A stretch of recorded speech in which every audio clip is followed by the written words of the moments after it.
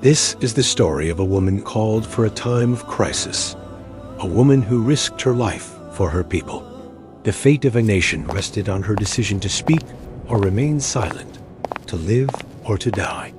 The enemy had sealed their plan, but God had already prepared the victory. How did an orphan become a queen? How did betrayal nearly destroy an entire people? And how did an invisible God change the course of history? This is more than just an ancient tale. It's a message for our times. As the book says, for such a time as this, you are called. It was the 3rd year of King Ahasuerus' reign. With 127 provinces under his rule, he was a man of immense greatness. But even that wasn't enough. He wanted to show off his power to the world. So he threw a magnificent banquet, a feast the likes of which no one had ever seen. For 180 days, princes and nobles enjoyed the kingdom's luxuries. At the end, the banquet was open to all. Wine flowed freely from golden goblets, and music and laughter filled the palace gardens. Drunk with glory and wine, King Ahasuerus made a command: bring Queen Vashti. Let everyone behold her beauty, but Vashti refused. In that instant, the king's pride was wounded. The laughter died, and silence fell over the hall. Ahasuerus could not allow his own queen to disobey him, for fear that all the women of the kingdom would follow her example. A royal advisor spoke up. "O king, if Vashti is not punished, all women will despise their husbands. Decree that she never again come into your presence, and let her position be given to another who is better than her." And so it was. Queen Vashti was banished. But the king soon regretted his decision. Though he had power over the world, he had no queen. The advisors proposed a plan. Let the most beautiful maidens in all the kingdom be sought. Let them be brought to the palace, and from among them the king will choose a new queen. An edict was sent out. The king's officers traveled to every province, city, and village, searching for the woman who would sit on the throne of Persia. Among the young women was one whose destiny had been sealed long ago, a young orphan, called by God for a greater purpose.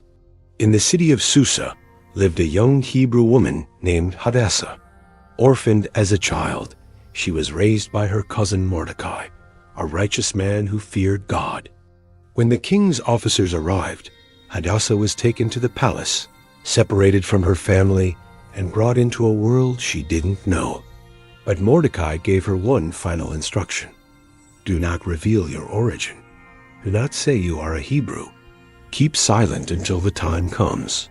Hadassah changed her name to Esther to hide her true identity. Once in the palace, the maidens were prepared for a full year, receiving perfumes and ointments. But Esther was different. From the very first day, she found favor with Hege, the guardian of the harem. She received the best treatments and the finest garments. When the day came to present herself before the king, she asked for nothing special. She simply appeared as she was. As soon as Ahasuerus saw her, the destiny of Persia changed forever. The king loved her more than all the others, and on that very day, he placed the royal crown on her head. Esther, the orphan, the foreigner, became the queen of Persia. But neither she nor the king knew that God had placed her on that throne for a much greater mission. For darkness was approaching, and an enemy would soon rise to destroy her entire people. Esther was crowned queen, and the whole city celebrated. King Ahasuerus held a banquet in her honor. The Hebrew orphan now wore the crown of the greatest empire in the world. But outside the palace walls, in the streets of Susa, shadows began to stir. Mordecai, Esther's cousin, worked at the palace gate. One day, he overheard two officers whispering. They were conspiring against the king, plotting to assassinate him. Mordecai immediately ran to the court and sent a message to Esther. She, in turn, warned the king. The traitors were captured, interrogated, and executed. Mordecai's good deed was recorded in the royal chronicles, but the king soon forgot about it. Years passed, and though Mordecai had saved Ahasuerus' life, he received no reward. Yet God would soon use that small act to change history. Meanwhile, a man was rising to power, a man who would become the greatest threat to God's people. His name was Haman, son of Hammedatha the Agagite, an enemy of the Hebrews since ancient times. The king exalted him above all the other princes of the realm. With his newfound power, Haman demanded something more, that everyone bow before him at the palace gate. Everyone bowed. Everyone except one. Mordecai remained standing, his back straight, his gaze firm. When asked why, he simply replied, "I am a Jew. I do not bow to any man." The words reached Haman's ears, and his heart filled with fury. But killing only Mordecai was not enough. Haman wanted to exterminate all the Jews. So he went before the king with poisonous words. "O King Ahasuerus," he said, "there is a certain people scattered among all your provinces. Their laws are different. They do not obey your decrees. It is not fitting for them to remain in your kingdom. If it pleases you, issue an edict to destroy them, and I will pay 10,000 talents of silver into the royal treasury." The king asked no questions. He didn't investigate. He simply took his royal ring and, with its seal, signed the death sentence. A decree was sent to every province, sealed with the king's authority. Messengers rode throughout the empire with a clear order. On the 13th day of the month of Adar, all Jews, young and old, men and women, were to be exterminated. The fate of an entire people had been sealed. When Mordecai heard the decree, he tore his clothes, covered himself in sackcloth and ashes, and went out into the streets of Susa, crying out loudly. From every city and province, the weeping of the Jews rose to the heavens. Inside the palace, Esther knew nothing until her maid saw Mordecai in the streets and sent her a message.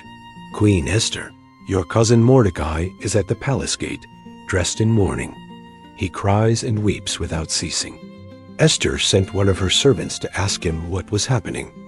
Mordecai responded with a message. "The people are condemned. The king has signed their extermination. Esther, you must go before the king and plead for your people." Esther's heart pounded. What Mordecai was asking was impossible.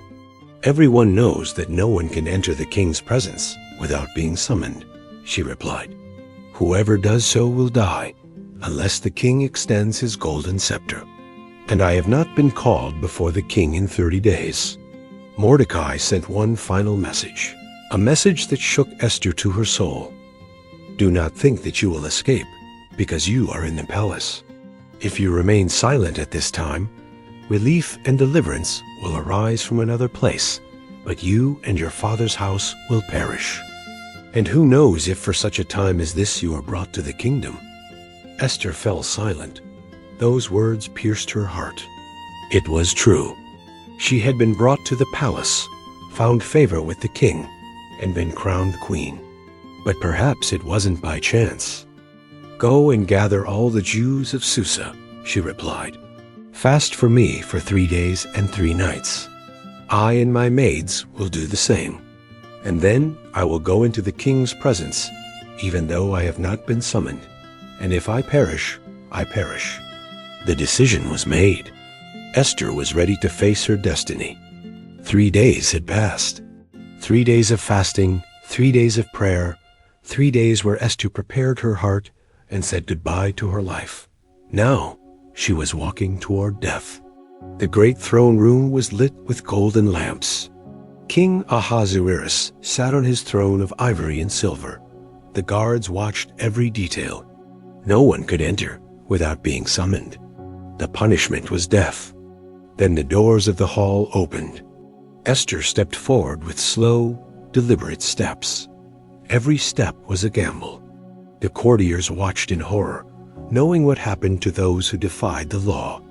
The king looked up and saw her radiant, dressed in her royal robe, beautiful, but with a face marked by fasting. For a moment, the silence felt eternal. Esther did not look away. She did not tremble. In that moment, The fate of an entire people hung on a single gesture, the golden scepter or the sentence of death. The king looked at Esther, and something in him was moved. He extended his golden scepter. The entire room exhaled. Esther would live. "What troubles you, Queen Esther?" the king asked. "What is your request?" "Even up to half the kingdom, it will be given to you."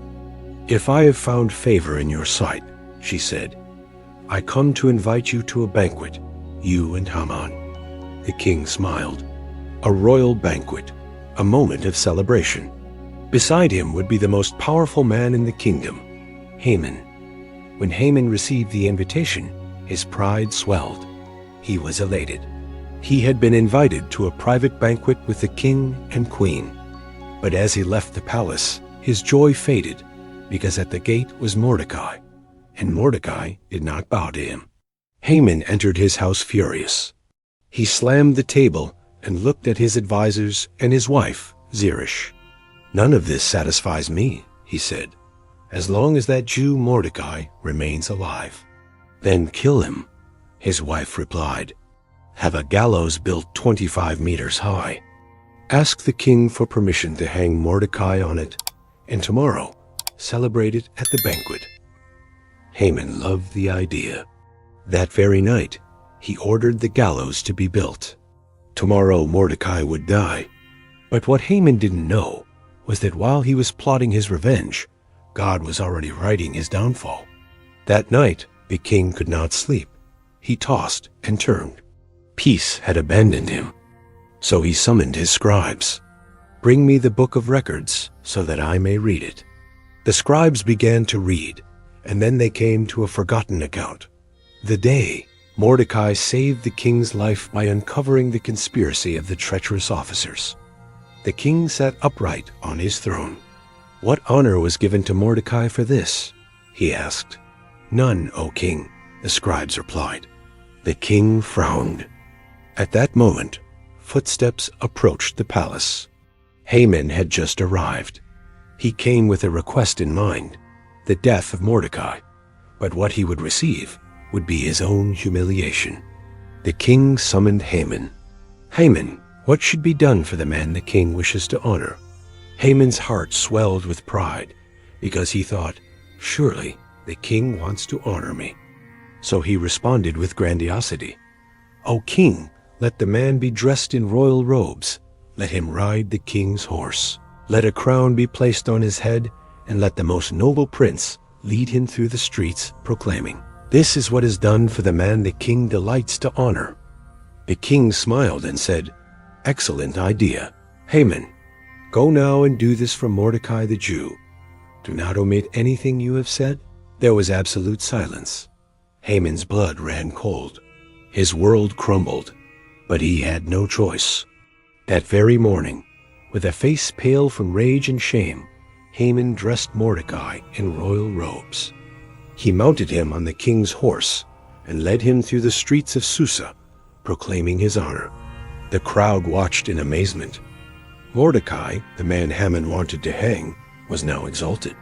But Haman had no time to lament, because that night, a banquet awaited him, a banquet that would change his destiny forever. Haman's destiny was teetering. His plan to kill Mordecai had failed. The man he despised had been exalted by the king himself. But he still had one hope left, the queen's banquet. That night, everything could change. The king and Haman arrived at the private banquet. The table was set with the finest delicacies of Persia, and wine flowed in golden goblets. But though the atmosphere was festive, Haman's heart was uneasy. He knew something was not right, and then the king spoke. "Queen Esther, what is your request?" "Even up to half the kingdom, it will be given to you." Esther took a deep breath. This was the moment. Her entire people depended on her words. "If I have found favor in your sight," she began, "and if it pleases you, grant my life. Save me and my people, for we have been sold to be destroyed, to be annihilated. If we had only been sold as slaves, I would have remained silent. But I cannot stay silent when death looms over us." There was silence in the hall. The king's face hardened. His hands gripped the edges of the table. His voice roared with fury. Who is the man who has done this? Who has dared to lay his hand on my queen? Esther turned slowly, her eyes fixed on Haman. With a voice that echoed through the room, she said, "The adversary and enemy is this wicked Haman." Haman's face turned pale. The air seemed to vanish from the room. Fear ran down his spine because he realized he had been exposed. "Haman, do you dare to conspire against my queen here in my own house?" The king fumed. He rose in anger and stormed into the garden. Haman collapsed to his knees, his arrogance gone. He begged for his life, clinging to Esther's feet. "Queen, don't let them kill me. Please." But at that moment, the king returned to the hall. When he saw Haman clinging to Esther, his fury exploded. "And now, do you also dare to assault the queen in my presence?" Haman's fate was sealed in that instant. The guards covered his face, a sign that he was condemned to death. Then, one of the king's eunuchs spoke up. "O king, Haman has built a gallows 25 meters high to hang Mordecai there, the same Mordecai who saved the king's life." The king frowned, and with a cold, firm voice, he decreed, "Hang Haman on the gallows he himself prepared. He deserves to die." The guard seized Haman and dragged him out of the palace. There, on the gallows he had built for Mordecai, Haman was hanged. Thus ended the man who dared to defy God's people. But the battle was not yet over. Though Haman was dead, the king's decree still stood. In a few months, the enemies of the Jews would rise against them, and on the appointed day, the extermination would begin. Esther risked her life once more.